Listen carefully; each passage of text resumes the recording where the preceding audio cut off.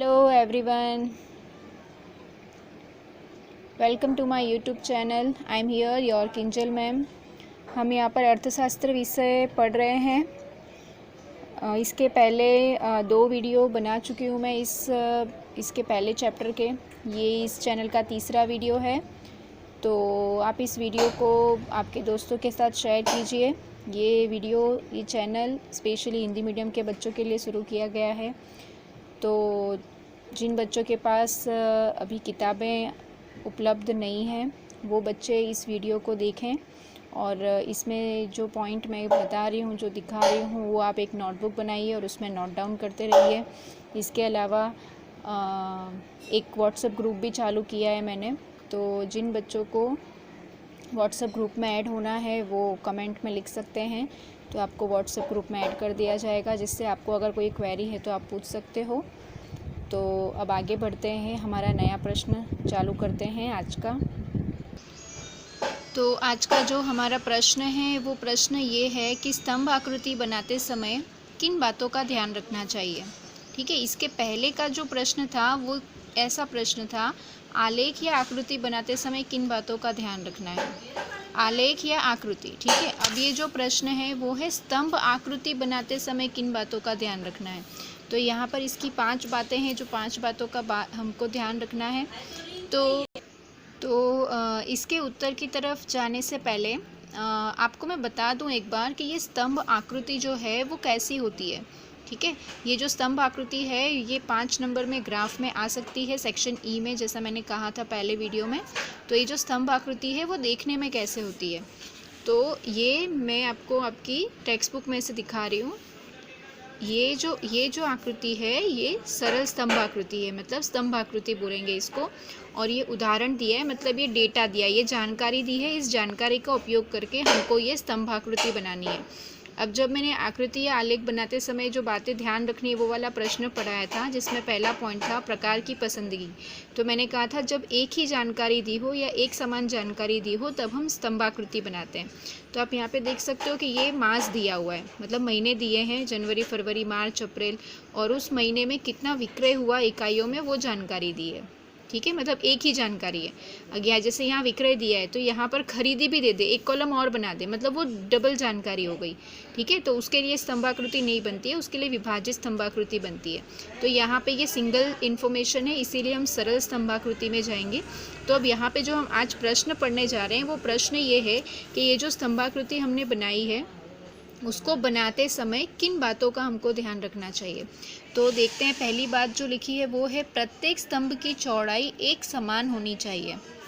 प्रत्येक स्तंभ की चौड़ाई जो है वो एक समान होनी चाहिए। अब चौड़ाई मतलब क्या, तो जो ये स्तंभ बनाया गया है ये तो यहाँ पर सादा पेपर है, आपको एग्ज़ाम में अगर आएगा तो ग्राफ पेपर होगा। तो ग्राफ पेपर में छोटे छोटे बॉक्स होते हैं जो आपको पता होंगे। तो जैसे अगर ये स्तंभ है, ये सारे स्तंभ है, तो जो स्तंभ है तो आप देख सकते हो ये जो है उसकी विड्थ है, चौड़ाई है, तो ये चौड़ाई एक समान होनी चाहिए। मतलब ग्राफ पेपर में एक बॉक्स है, तो अगर आपने ये वाला जो स्तंभ है वो एक बॉक्स को कवर करके बनाया है तो बाकी सारे जो स्तंभ है वो भी एक ही बॉक्स में बनाने चाहिए।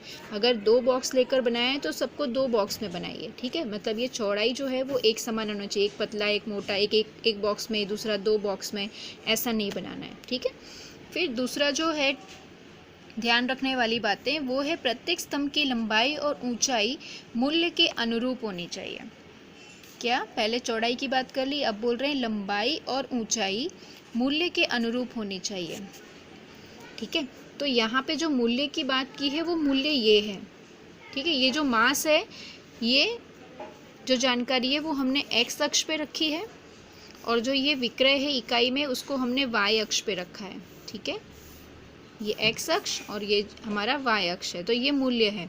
तो जो हमने स्तंभ बनाया है उसकी जो लंबाई है वो मूल्य के अनुरूप, मूल्य के अनुरूप मतलब जनवरी फरवरी में कितनी इकाई का विक्रय हुआ, 35, तो ये जनवरी फरवरी जो है वो 35 पे बनाया है। ठीक है, फिर ये 60 पर है तो इसको 60 पर बनाया है, आप देख सकते हो ऐसा।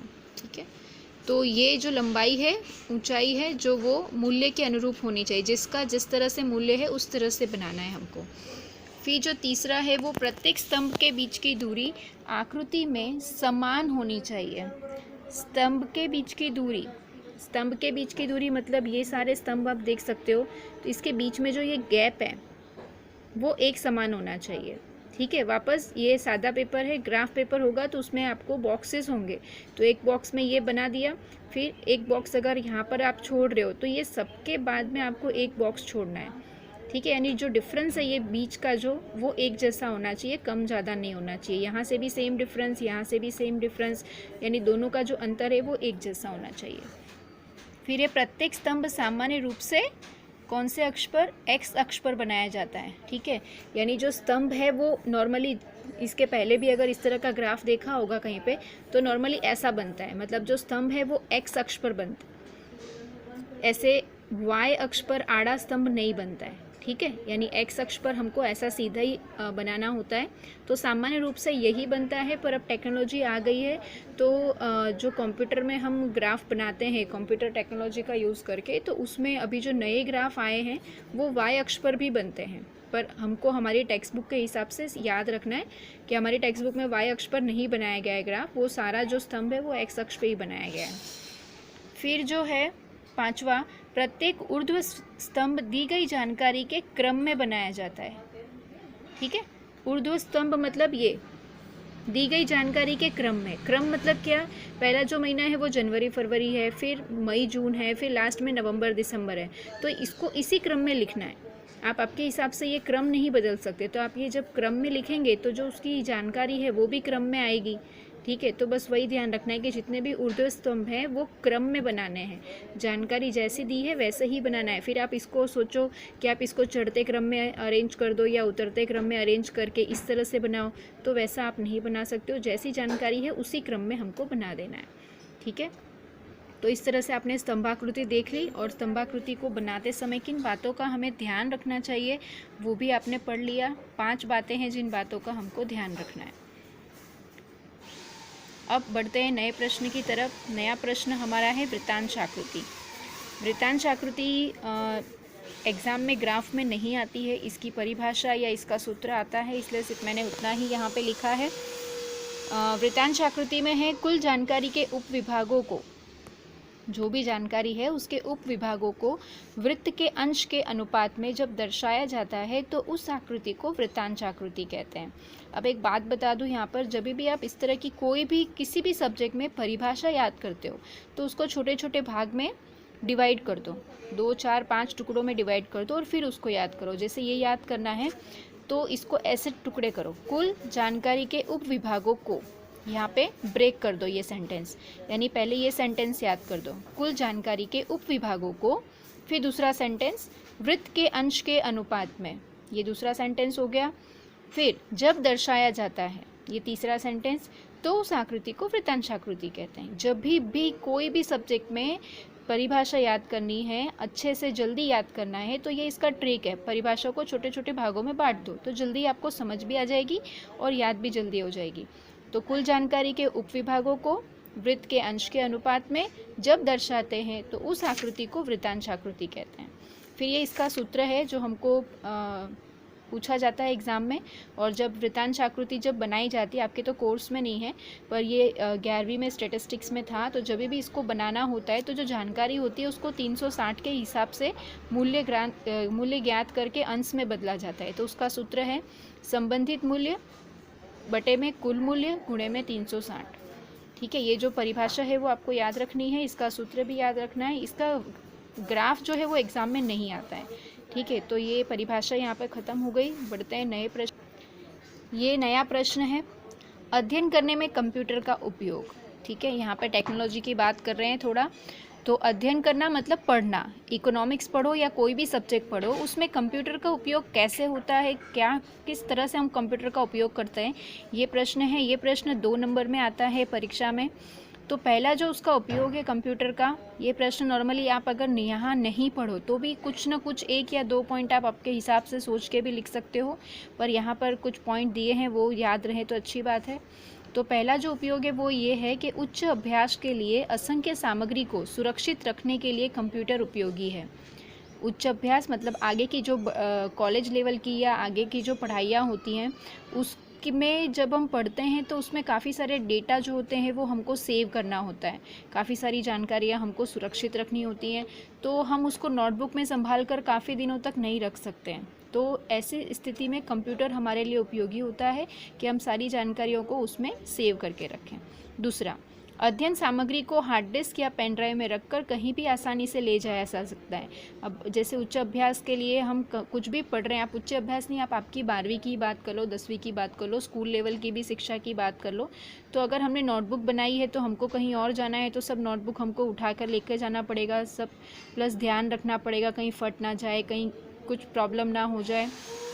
तो कंप्यूटर अगर है तो कंप्यूटर में हमने सारी जानकारी अगर सेव कर दी है, सुरक्षित रख दी है, तो उस जानकारी को आसानी से हम हार्ड डिस्क में या पेन ड्राइव में कॉपी कर कर आसानी से कहीं और लेके जा सकते हैं और दूसरे कंप्यूटर में उसका उपयोग कर सकते हैं। अब तो मोबाइल भी स्मार्ट हो गए हैं, तो उस मोबाइल में भी हम ये चीज़ों को यूज़ कर सकते हैं। फिर तीसरा जो उपयोग है वो है अध्ययन सामग्री को ईमेल में सुरक्षित रखकर उसे दुनिया के किसी भी छोर पर पढ़ सकते हैं।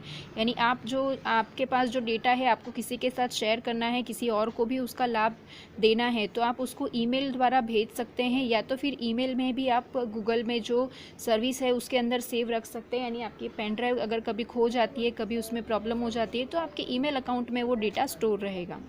फिर चौथा जो है, कंप्यूटर के द्वारा अध्ययन सामग्री को आजीवन सुरक्षित रख सकते हैं। इट मीन्स कंप्यूटर के अंदर हमारी कोई भी इन्फॉर्मेशन है तो वो कभी भी वहाँ से जाएगी नहीं, हमको उसका जो लाभ है वो हम आजीवन उठा सकते हैं। तो ये 4 लाभ थे कंप्यूटर के जो हमको अध्ययन में उपयोगी होते हैं।